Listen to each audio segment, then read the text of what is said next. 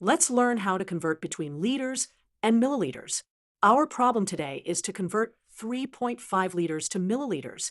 To make this conversion, we need to know the relationship between liters and milliliters. 1 liter equals 1,000 milliliters. Let's visualize this relationship. To convert 3.5 liters to milliliters, we'll multiply by our conversion factor of 1,000. Let's set up the multiplication. 3.5 times 1,000 equals 3,500 milliliters.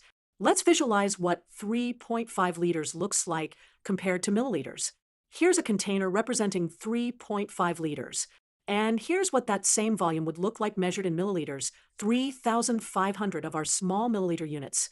Therefore, 3.5 liters equals 3,500 milliliters.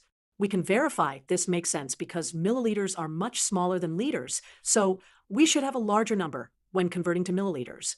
Remember, when converting from liters to milliliters, multiply by 1,000. When going from milliliters to liters, divide by 1,000.